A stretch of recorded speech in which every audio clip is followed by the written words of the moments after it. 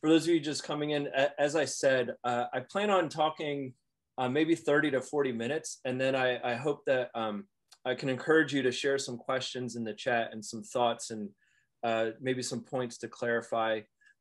This topic is, it's one that I've researched, but it's also kind of what I've been living for the last several months in my position. So I've got a lot of, there's a lot of things that I would love to share with you. And so I'd like to have you guys guide that discussion a little bit. But I do want to work through some things first. Before we start though, before we really dig in, I want to share two tangential things at the beginning, just to kind of get them out of the way. They sort of relate and they're interesting, but I'll just share these anyway. So the first one is, on a technology note, as I was just getting ready for this class, I happened to go to Google. And Google, for those of you who are familiar, will do little different icons and little interactive things to celebrate holidays or public figures, special events. And just by happenstance, the one today, for no particular reason, is celebrating Johannes Gutenberg, who invented the printing press. And I saw that and it just made me chuckle, because I'm going to be talking about technology and how we are using new technologies in the church. And the printing press is the thing that fueled the Reformation and putting the Bible into people's hands and had this amazing effect on the church. So that was just kind of a cool little encouragement for me, and just a interesting thing. The second note that is a sort of a fun mind bender thing to think about. I love sci-fi and I love kind of just thinking about things in a philosophical way, and just I spend a lot of time, maybe too much sometimes, doing these like kind of mind exercises. But as I was preparing for this evening, it occurred to me that I'm teaching a class about how the pandemic has impacted and changed the church in a class format that is a result of how the impact of the pandemic has changed the church. So it's just kind of that, that just the irony of that. I just thought that was fun to think about, but it kind of is a case for some of the things I'm going to talk about this evening. So with that being said, I'd like to dive in, and I just want to walk through some thoughts that I've organized here. And like I said, I'm encouraging you all to share your questions with me as I move through what I have to share with you, and we'll go from there. So the first thing I want to do is I actually want to rename this class. So as I was preparing, I decided to call it the Post-Pandemic Church. And as I thought about it and reflected on it and started gathering material, it's not the post-pandemic church, it's the church in the post-pandemic world. It's not the pandemic church, it's the church in the pandemic. And what I mean by that is the church is the church and the pandemic is the pandemic. The church is not diminished or is not taken down or in any way minimized by the pandemic. And for that, I do want to begin with scripture. And there's a number of places we can go, but one that has kind of been a theme for me throughout the pandemic is in Colossians chapter 1, verses 15 through 18. And I'll read it for us to kind of frame this thought. And so Colossians chapter 1, verse 15 reads this way: "The Son is the image of the invisible God, the firstborn over all creation. For in him all things were created, things in heaven and on earth, visible and invisible, whether thrones or powers or rulers or authorities. All things have been created through him and for him. He is before all things, and in him all things hold together. And he is the head of the body, the church. He is the beginning and the firstborn from among the dead, so that in everything he might have the supremacy." Just to draw your attention to verse 18, he is the head of the body. Christ is the head of the body, the church. So the church is the church. The church is the body of Christ. And the pandemic is sort of the context that we are in as we are members of the body. And so I think there's, for me at least, that was a shift in thinking in how is the pandemic affecting the church when really what we should be thinking about is what is the church being called, and how is the church being formed and grown and acting in this world, in this season. And that, as we enter this discussion, I want that to kind of frame our thoughts, that no matter what I say, because I'm going to share some statistics. Some of them are good. Some of them can be frightening for especially church leaders and Christians. But the bottom line is that the church is the church. The church is unaffected by the pandemic. And so I think to move on from that point, it's interesting to me, in the Old Testament, there's many names for God. And recently it came to me in a conversation unrelated that we don't use the word in the Old Testament or in the Bible omniscient or omnipotent. We don't use all powerful or all knowing in God. That doesn't come from scripture. But what does come from scripture in Hebrew is El Shaddai, which is God Almighty. And God, so Almighty is different than all knowing and all powerful, right? And when you read through scripture, through the flood account, through wars, through the Israelites wandering through the desert, through the church in Acts, and all of the challenges that Paul faced in the early church in Thessalonica and Corinth, and all of these situations that the church was in, these contexts that the church was in, and even beyond scripture, the Black Plague, the Reformation, the 30 Years War, and now COVID-19, the context around the church changes, but God is El Shaddai, Almighty, and Christ is the head of the church, and the church is the church. So with that said, with that frame of thought, I have really four questions that I want to kind of ask myself in front of you, and then hopefully that will spur some questions from you. The first question that I want to reflect on with you is what have I been doing personally during the pandemic? I've been doing a number of things, some of them unrelated to the church. So I've learned how to cut my own hair with the help of my wife, Amy. So there are some things in my life that have changed. But on the church side, I've been doing a lot of research. I've been reading articles from pastors and theologians and church leaders who have been responding and sort of navigating the season as we all have navigated the last year, but with a particular eye to how is the church changing? How is worship different now? How is discipleship different? How do we do pastoral care, which is such a high touch, personal, face-to-face thing that the church does when we can't be face-to-face and when we have to stay distant. So I've been doing a lot of research on those pivots that church leaders that we've been making. The second thing is I've been communicating with people. So most of you know, and if not, so I came on staff here at FPC as the interim youth director. And during the pandemic, we hired a new youth director, and I shifted over to this what is now we're calling online ministry position. We started out with virtual ministry, and that kind of just virtual sounds like holograms and video games. So we went with online ministry to just clarify what it is. It's ministry online.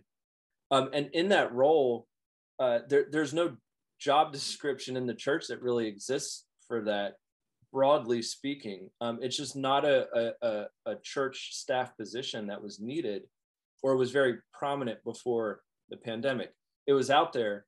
And so what I've been doing is reaching out to people in other churches that are in this position, some of them who have been doing it for years, some of them who had to pivot and we're all learning it together. And so bouncing ideas off of one another and looking at creative ways to do ministry in new and exciting formats.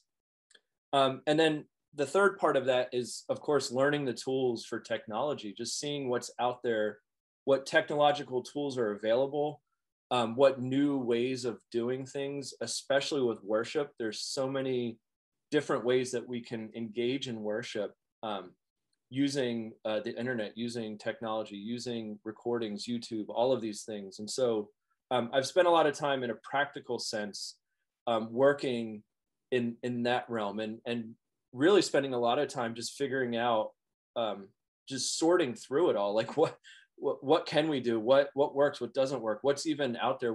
How can we be creative? In all of this, I generally operate on two questions. And so the first question is to go back to my earlier point that the church is the church, and the church doesn't change, but the context changes. And that question is, number one, how are we, meaning the church, the people, the body of Christ, how are we called to respond here and now in this season? That's been a difficult question to navigate over the last 12 months. And I say that because what we've seen with the pandemic is March 13th, 2020, everything shut down, right? Sort of this D-Day moment where everything changed in an instant. And what March 14th looked like when we woke up and were in the pandemic is not what it looks like on April 13th, 2021. We're still in the pandemic, but it doesn't look the same. And so there's the season of the pandemic, but there's almost these micro seasons where my wife and I were just reminiscing last year. I mean, remember when we used to bring our groceries home and sanitize the bag because we didn't know how this thing was transmitted. And now we know. So there's these phases of the pandemic. And so that question, how are we, the church, called to respond here and now? It changes, and it sometimes changes rapidly as we go through these different seasons of the pandemic. The second question that I ask, and I ask it cautiously because it's difficult to know, and it can be dangerous. And that question is, what is on the horizon for the church? So I started out asking myself sort of, what's the church going to look like in 5 years? What's the church called to be in 5 years? And I say that that's a dangerous question to ask because we can get easily caught up in that and completely miss where God is calling us to be the church right now. But I think it is prudent, and I think it is worthwhile to say what's on the horizon. So this is how we're called to serve and to act right now. But what's on the horizon? So to put some kind of meat on that bone, to put some concrete context on that.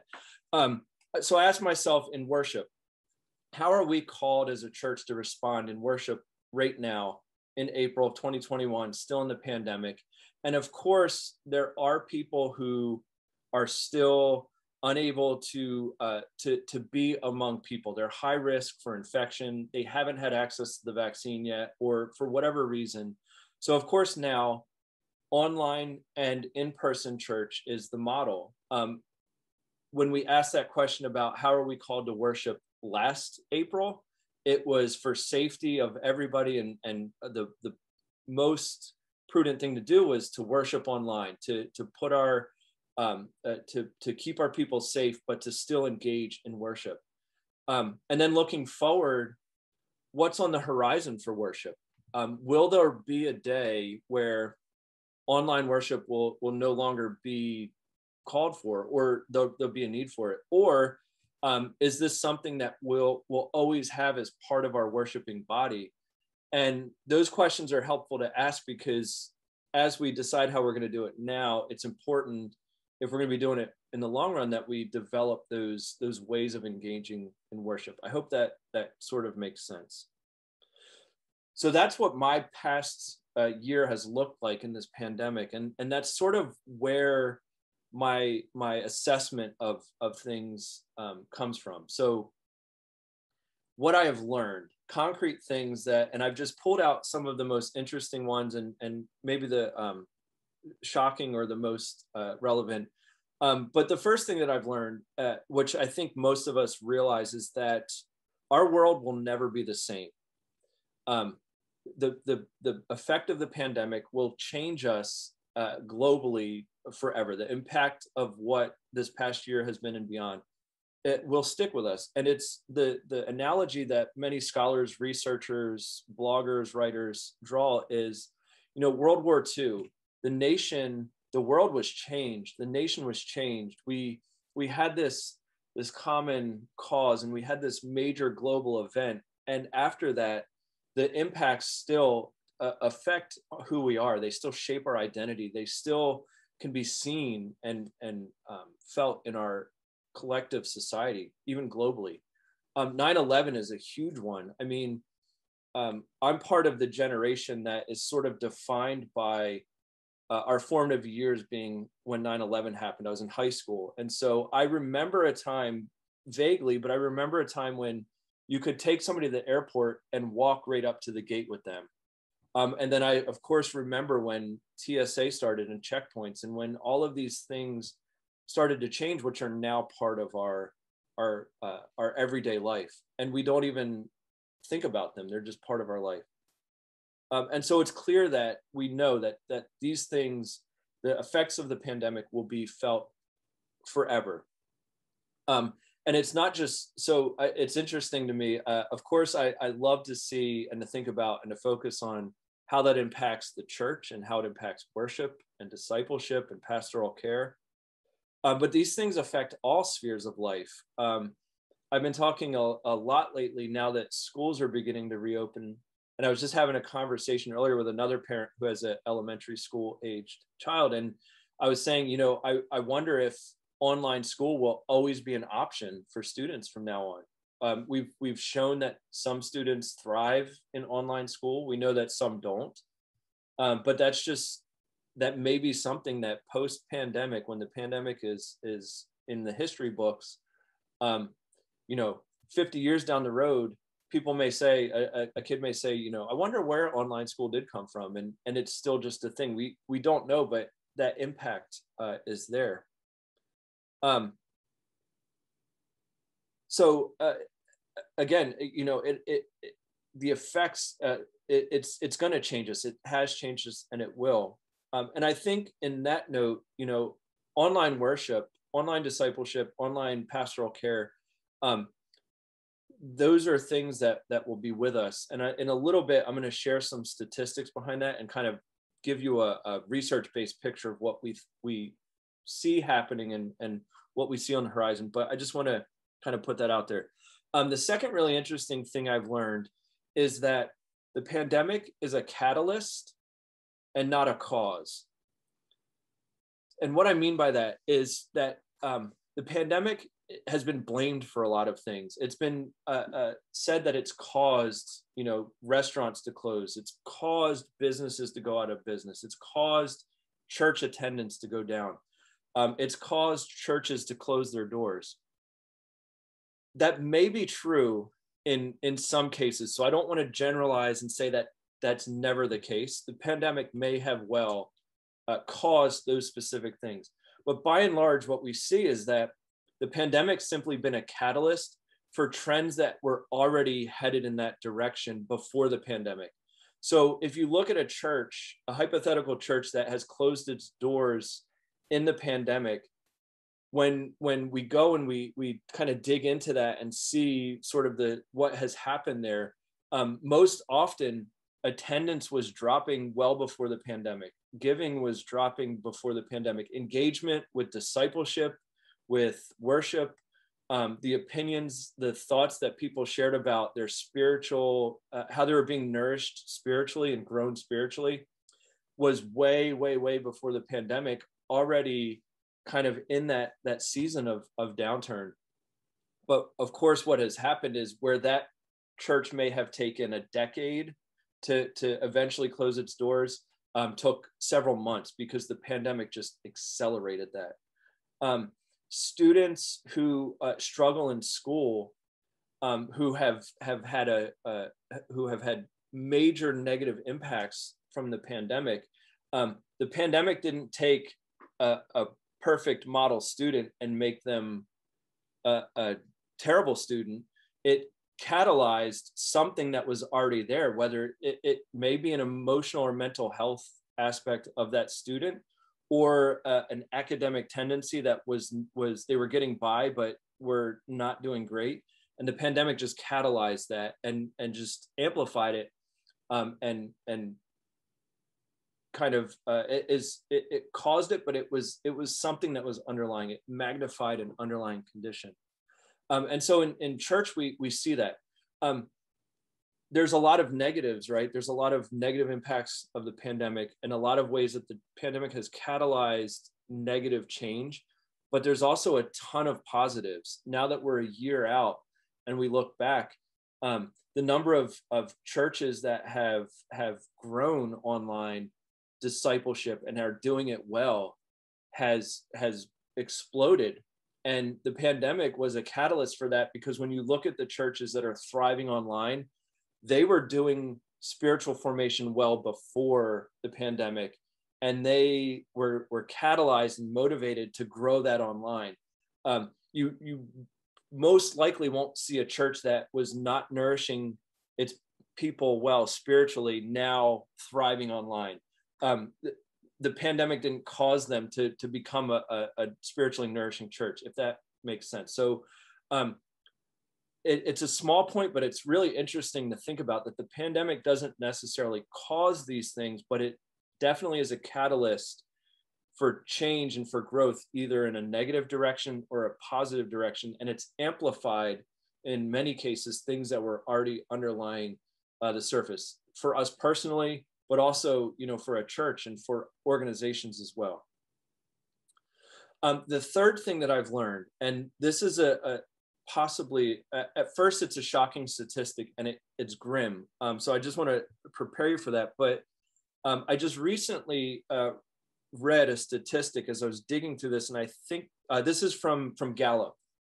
And what they found is that in 2020, so pandemic year, 47% of Americans say that they belong to a church.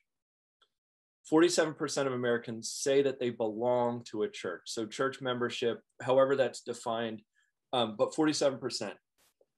That's shocking, because that is the first time since Gallup has been doing this poll that percentage has been below 50%.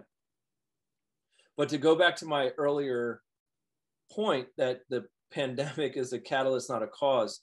So 2020, 47% of people claim to be members of a church. 2018, it was 50%. If we go back just under a decade to 1999, it was 70%. So between 1999 and 2018, it dipped from 70% to 50%. And then in the pandemic, it dipped to 47%. So church membership is declining in the US rapidly, but that's not a pandemic cause. Again, that's a trend that was already happening. The other interesting part of that is that almost all researchers that I've seen comment on this statistic, and church leaders, agree that that's not necessarily a bad thing. This is Paul Prather is a pastor at Bethesda Church. And he had an article that he wrote commenting and kind of digging through this statistic. And he lists out some ideas and some things that he has seen as a pastor for over 30 years, and a writer and a academic scholarly writer that probably caused that. And they're things that aren't really earth-shattering, but the causes of that. But he concludes his article by saying this. He says, in the future, Christianity, historically the country's largest faith by far, will have to adjust to becoming an ever smaller slice of the spiritual pie. That's not necessarily a bad thing, he says. The earliest Christians were barely more than an obscure splinter group, but they were serious, and they persevered, and they changed the world. So the statistics are shocking, right? The church membership is dropping, but that's not necessarily a bad thing, right? The early church was a splinter group. They were a countercultural movement, and they changed the world.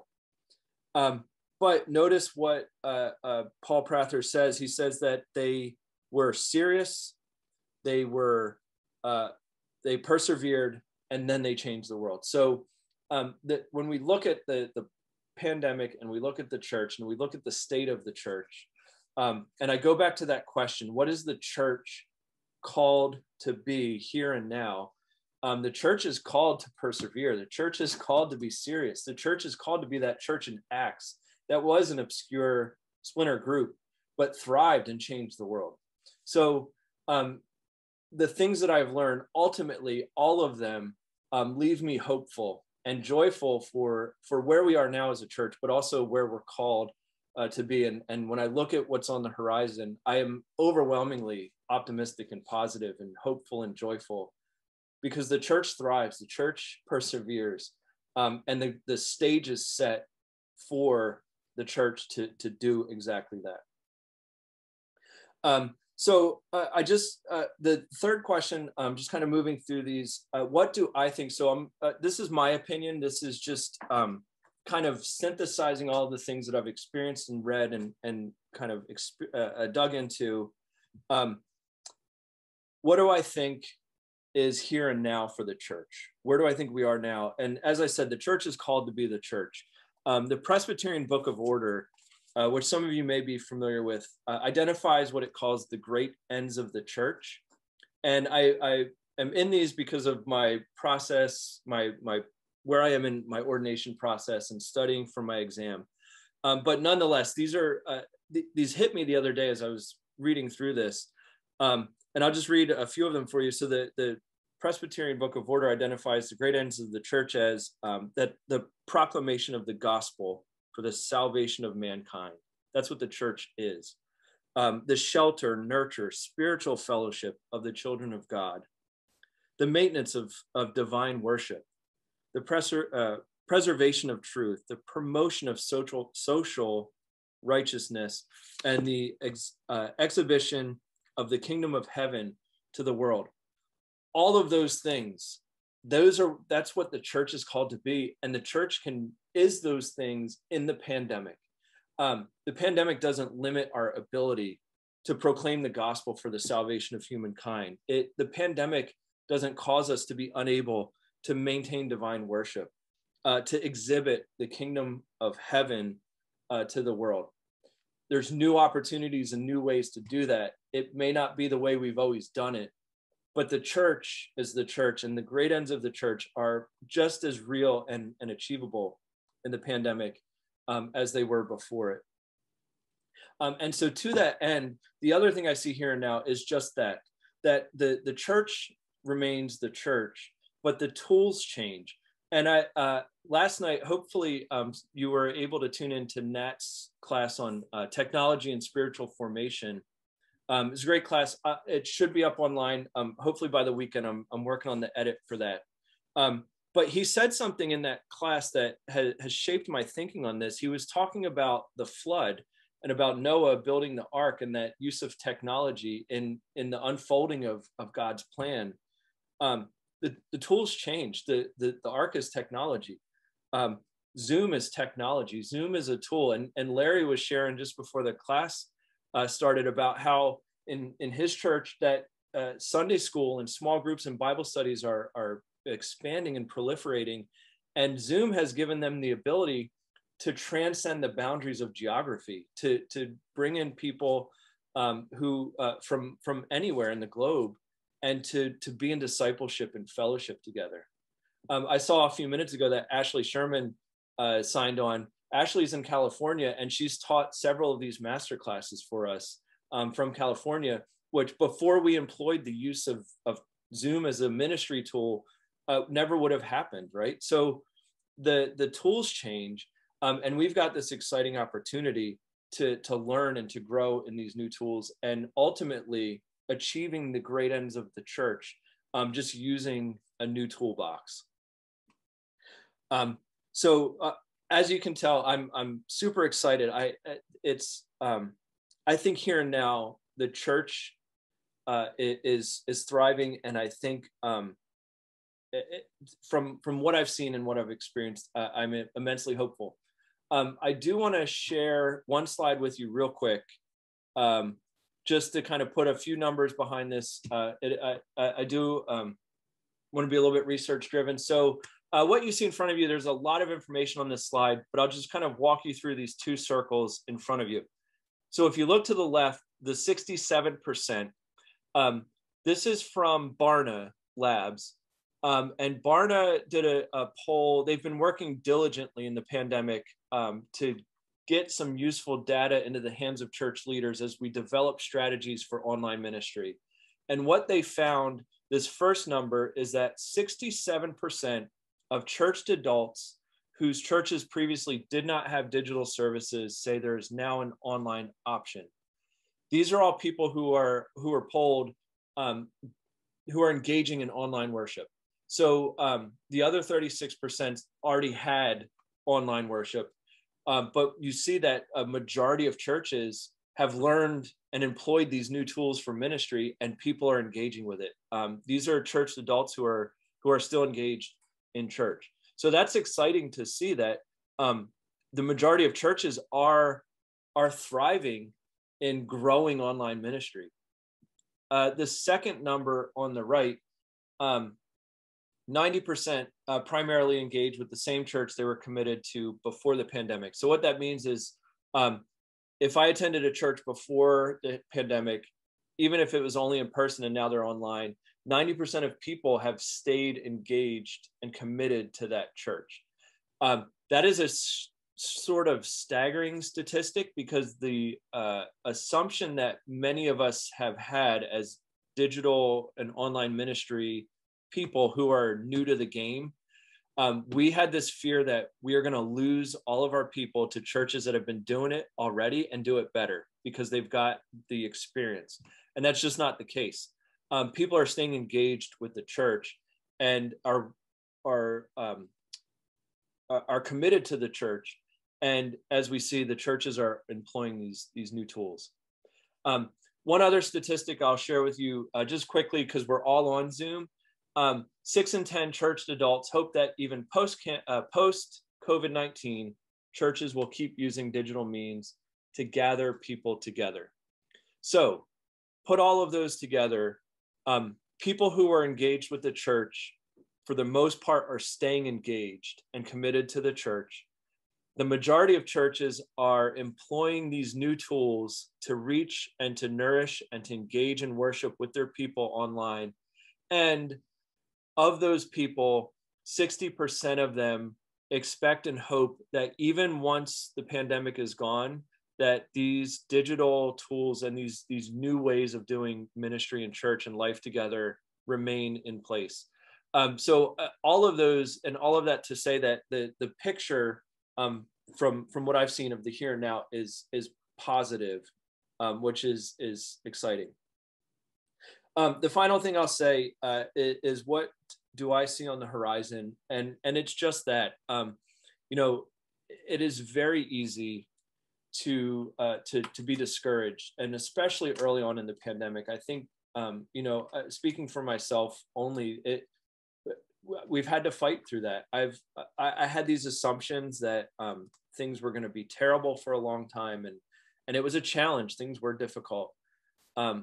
But, by and large, what we see in the church online world and from online ministry is that it's overwhelmingly positive. And the reason for that, the only thing I can confidently say, I read along my way in this past year, someone said, with all of the changes and all of the things day to day going on, and we never knew what was coming next and the rapid changes. But somebody said, the only thing, if you preach or teach or do discipleship or, whatever, the only thing for which you can claim perfection is the word of God, is the gospel. And so as I started out with Colossians 1, I'll wrap it up with this by saying the only thing, the reason that I am joyful, and the only thing I can say for sure in all of this is that the church is the church. The church was the church before the pandemic, in the pandemic, and post-pandemic, until Christ returns. The church is the church. Just the context around us, the ways we do it, the ways we engage may change. We got to learn some new tools, but the church is the church. So with that, I am, there's plenty of time left. So I would love to hear some of your questions about online ministry, digital ministry, church online, any experiences I've had, any things I've learned. That would be, I'm all ears. Okay, thanks, Joel. This is, it's just really exciting to even have this conversation. So there are some questions and comments, and so I'll just kind of go down the list. The first is talk a little bit about how you see FPC specifically moving forward with technology. What will it look like? That is a great question. And I'm glad somebody asked it. So right now, I'll start with the here and now, and I'll start with what I see on the horizon looking forward. So right now, we as a church, as FPC, we had things in place online for ministry already, which was great. We had online streaming, we had social media, we had a website, we have a website. We've got the tools are there. The way in which we use them was not our primary way of doing ministry, right? So before the pandemic, if you were to live stream a worship service at FPC, my assumption would be that you were on vacation, you're out of town, or you were home with somebody who was sick, or whatever the case may be. But we generally focused on having worship in person. That changed very quickly in March when we went from all in person to all online.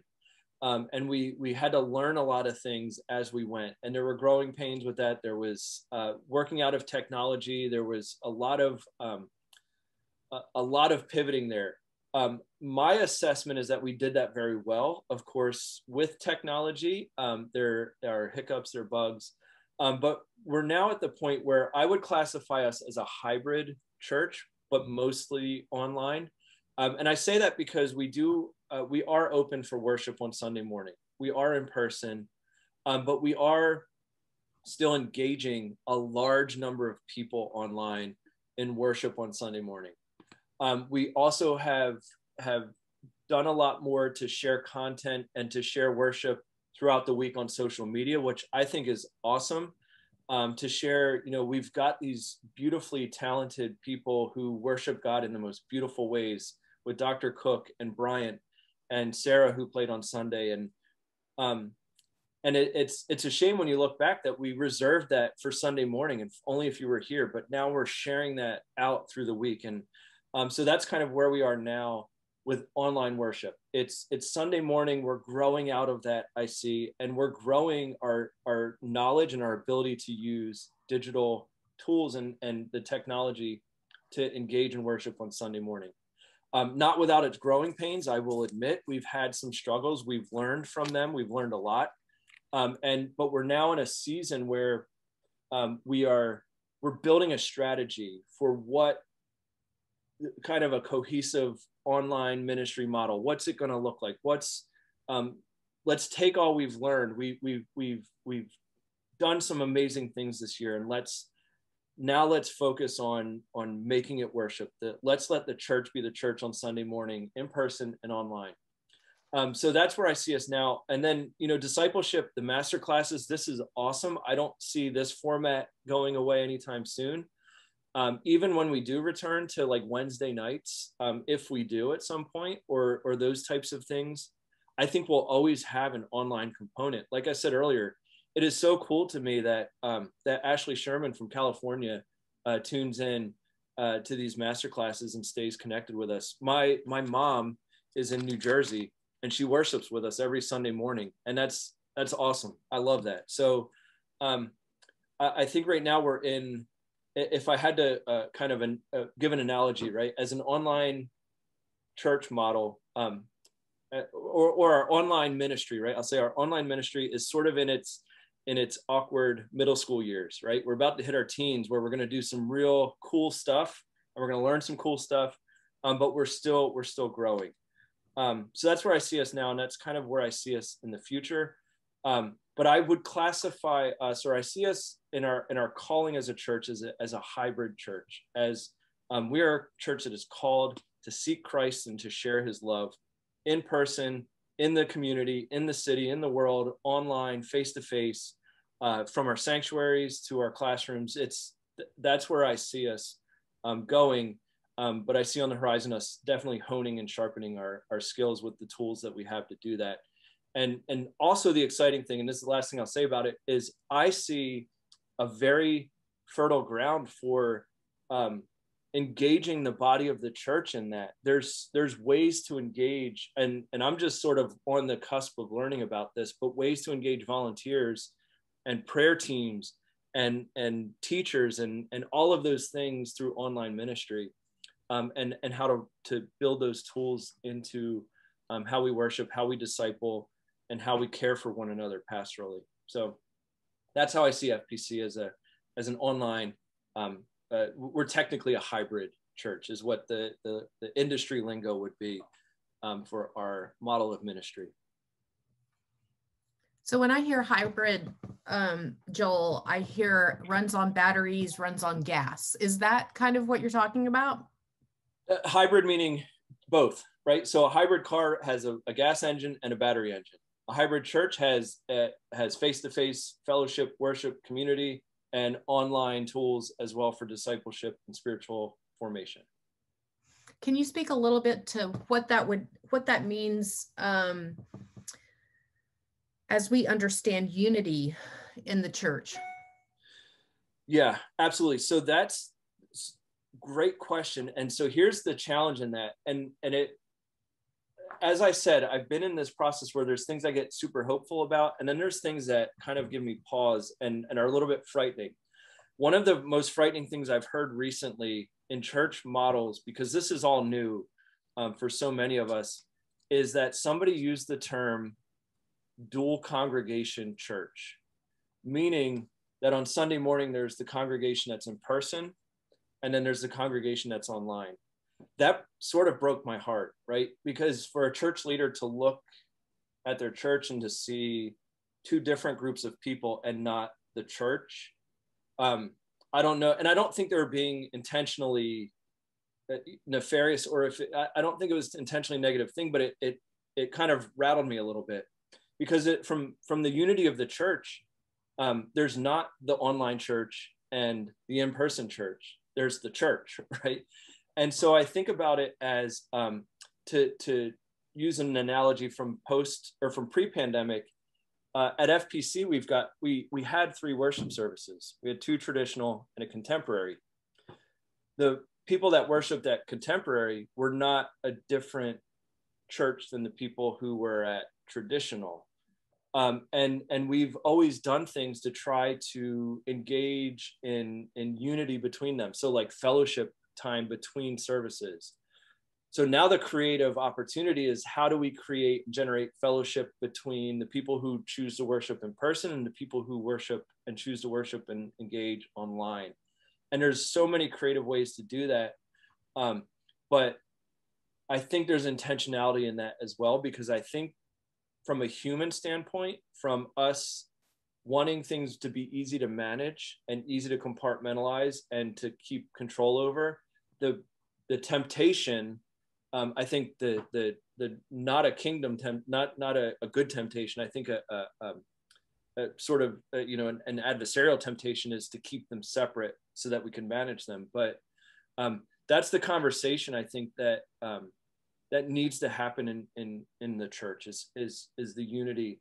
And it's really interesting. There's a number of ways to get at it, but some of the really interesting things are simple, but important. And that is, looking at worship, when I get up in the lectern to lead in prayer, do I acknowledge and do I include and engage people who are worshiping online the same way that I engage people in person?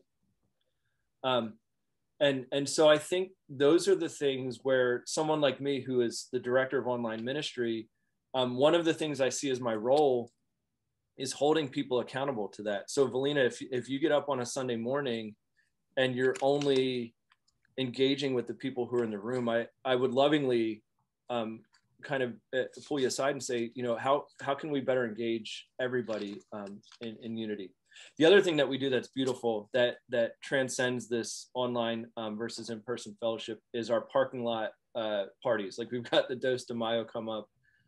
So people who are geographically here, that's a beautiful thing to see so many people. And at the last one, I saw people at the last one that I hadn't seen in a year. And we automatically re-engage. It's like a family member who doesn't live in the same state as you. You're still family. You still love each other. You still engage with one another. It's just, you find different tools and different avenues to do that. And I think I think we in our church DNA, in who we are, we're wired to do that, which is amazingly beautiful. And I am so blessed that we're here. One of the things I'd love to see is how can we nurture that unity as we develop this hybrid, and as we engage in this hybrid way of worshiping and doing church. That's definitely exciting to think about how creative we have to be. And that's definitely something that I'm hearing you say, you know, the pandemic is a catalyst, not a cause. And it's definitely a catalyst. One of the things that will accelerate our ministry is being creative about where we are right here and right now. Yeah, absolutely. 100%. Have you seen in other churches that are this hybrid model, or even churches that are more virtual than they are in person, things that we could grow into at FPC? Yeah, absolutely. So some of the exciting things, there's tons of things out there that one of the things that the pandemic has catalyzed across all industry areas and all spheres of life is creativity. And that's no different for the church. One of the things that is really cool, so the kind of, I'm trying to think of an analogy, the top dog in the online ministry world, the like go-to guru of online ministry is Craig Groeschel. Craig Groeschel is the senior pastor, founder of Life Church. He's also the creator of the Bible app, which many of us use. And a tangent note on that, Donnie Hussey, who is a member of our church, and they moved to Florida recently, he and I just did a Bible study together through the Bible app, where we would read the same thing each day and comment on what we read and read each other's comments. So just a little plug there for the cool online ministry tools that are there. So anyway, he created this Bible app. He also created the live online church streaming platform that we're starting to use.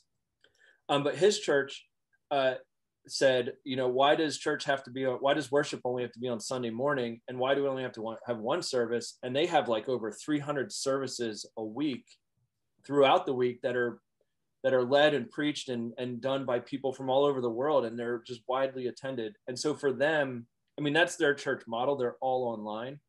But I think, to go back to your question, how can we be creative?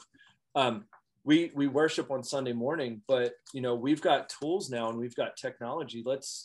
Are there ways we can do worship during the week? How can we engage and create access to prayer and to worship and musical worship? You know, just all the things. And the creative part of that is I always like to say, if the only reason, and this is not just in church, this is in my life, good life philosophy, right? If the only reason I do something is because that's the way it's always been done, that's not a good enough reason for me to do it. And so the pandemic has given us license to say, you know, the sky's the limit. How can we be creative? And so how can we look outside of some of those traditional constraints that we put on ourselves as far as limiting to time of week? Some of the other things, you know, like the Bible studies, Zoom groups, these master classes are a great example of the creativity of what other people are doing. But I will say, and this may come across as boastful, but it is what it is. From what I've seen from churches that were not primarily online before the pandemic and now are, we tend to be a little bit further ahead in that we were willing to be creative sooner.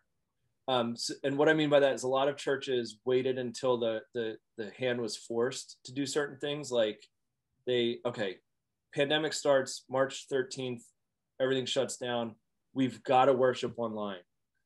We've never done it before. We do it, Facebook, Zoom, however we do it.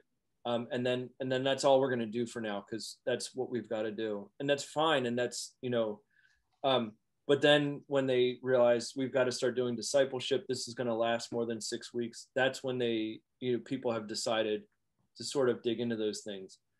What I've noticed is that we were ahead of the curve. Like, let's be creative now. Let's start worshiping, engaging in discipleship, doing these things now. And so, yeah, there's essentially the sky's the limit. The church is the church. So I hope that answers your question. Thanks, Joel. Just another, it's kind of an observation. So this is more of a conversation question than anything else, straight from me. So it's been interesting to me that since we've gone virtual, and so many things are like classes are virtual, it's interesting to me that our building is being used in a different way. So we've basically become a homeless shelter since December 2nd, and that's continued. It's been something that's we've just added more time and more time, which has been great. And the other big usage of the building is the preschool. So it's almost like our physical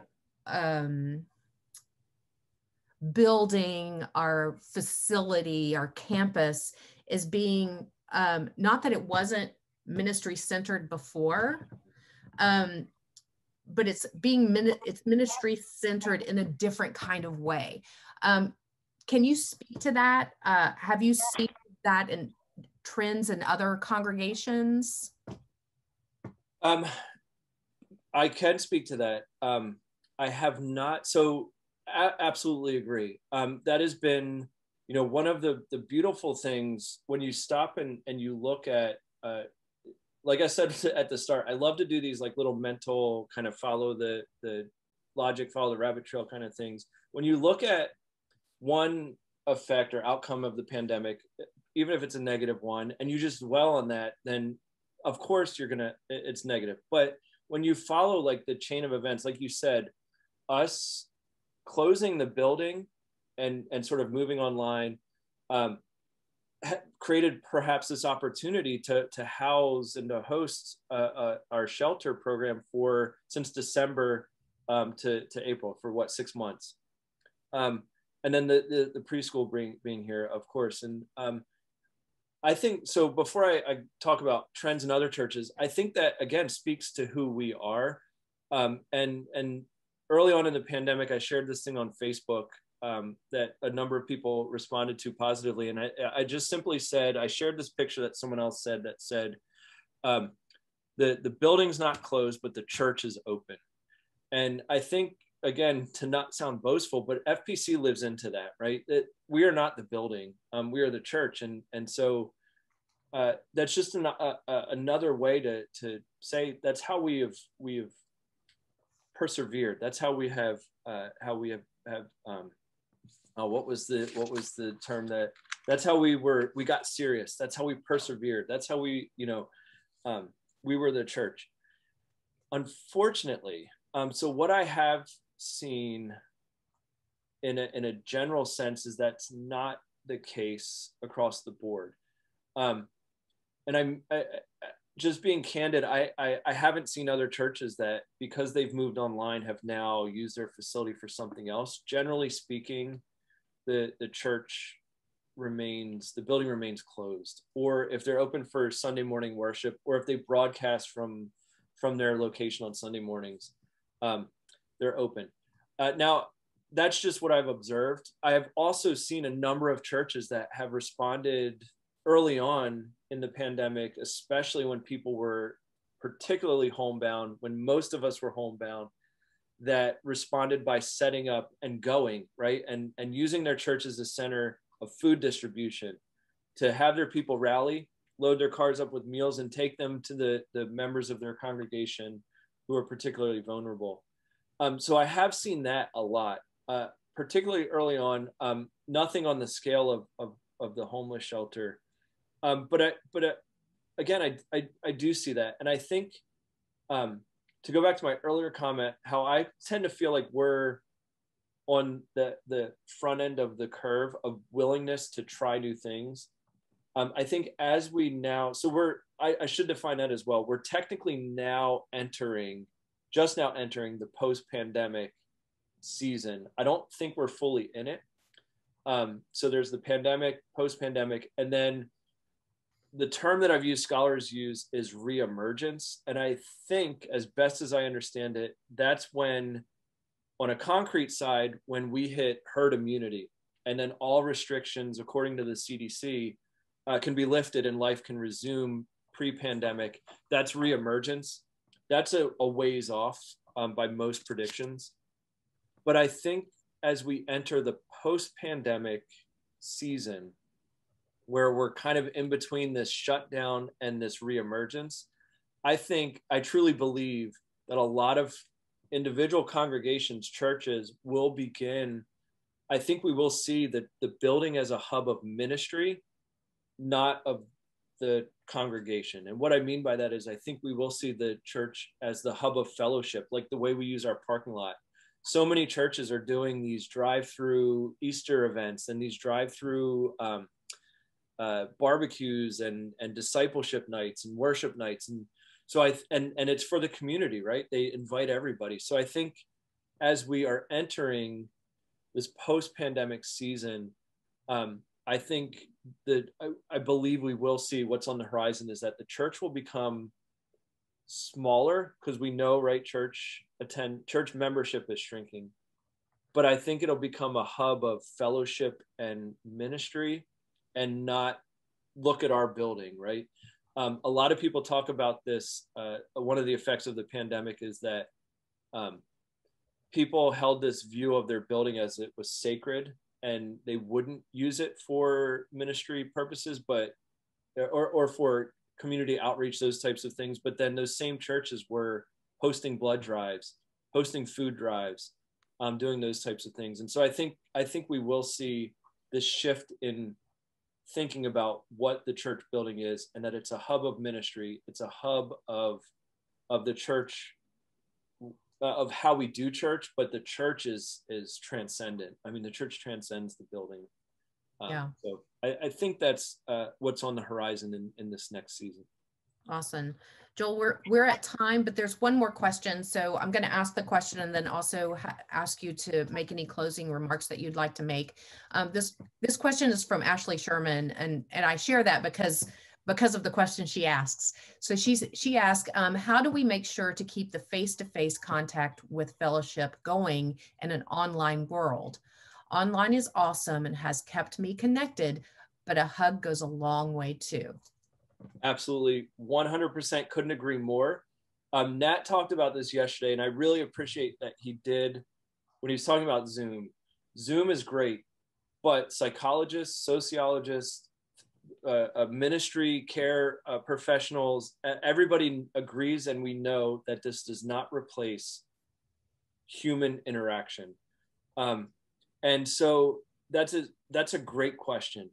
And it's a challenge for us in its nuance, because it's a case-by-case basis, right? If people are isolated because of health risks and situations, we can be creative about how we contact, but we also have to honor them by keeping them safe.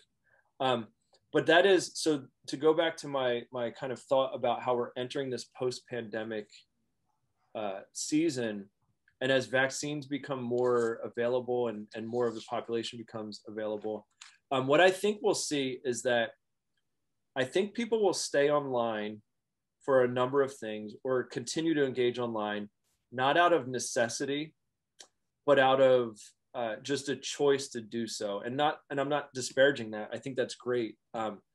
I think having your living room as your center of worship is awesome. And if you are engaged more in worship and doing that with your family, I think that's great. But that doesn't replace fellowship and human interaction. And so to go back to something we're already doing, like these parking lot events, I think that is awesome.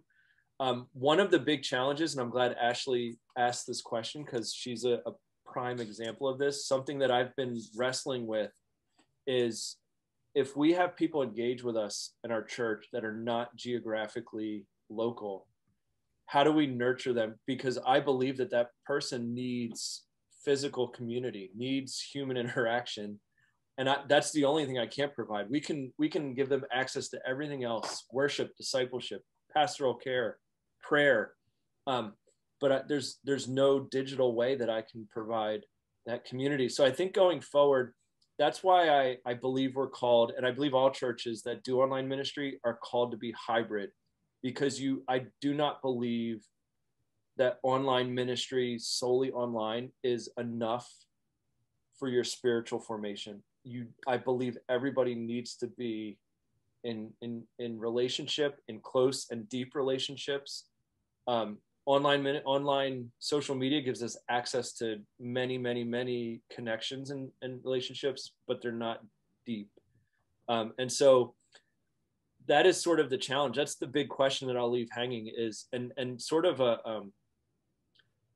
like I said, it's one I wrestle with. And I think it's one that the church has a responsibility in discipling their people. We have, as an online director of ministry, I have a responsibility to engage people in online worship, but also to remind them from a pastoral care standpoint that you need community. And if there's ways I can help you engage with that, I would love to do that. But please don't take what we do as a replacement for human interaction.